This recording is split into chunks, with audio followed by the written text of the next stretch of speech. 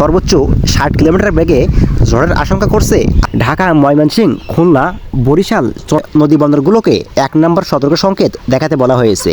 কেমন থাকবে আজকের আবহাওয়া? চট্টগ্রাম সহ দেশের 3 অঞ্চলে সর্বোচ্চ 60 কিলোমিটার বেগে ঝড়ের আশঙ্কা করছে আবহাওয়া অধিদপ্তর।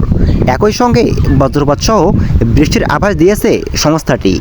রবিবার 24 মার্চ দুপুর 1টা পর্যন্ত দেশের অভ্যন্তরীণ নদীবন্দরগুলোর জন্য এক পূর্ব আভাসে এসব তথ্য জানানো হয়। আবহাওয়াবিদ মোহাম্মদ মনোয়ার হোসেন স্বাক্ষরিত এক বিজ্ঞপ্তিতে উল্লেখ করা হয়েছে, কুমিল্লা, নোয়াখালী ও চট্টগ্রাম অঞ্চলের উপর দিয়ে পশ্চিম অথবা উত্তর পশ্চিম দিক থেকে ঘন্টায় 45 থেকে 60 কিলোমিটার বেগে অস্থায়ীভাবে দমকা অথবা ঝোড়ো হাওয়া বয়ে যেতে পারে। এ সময় বৃষ্টি অথবা বজ্রপাত সৃষ্টি হতে পারে। তাই এসব এলাকার নদীবন্দরগুলোকে 1 নম্বর সতর্ক সংকেত দেখাতে বলা হয়েছে।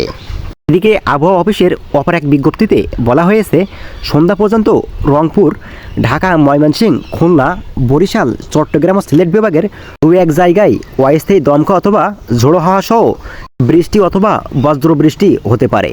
সেই সঙ্গেই সারা দেশে বাড়তে পারে তাপমাত্রা।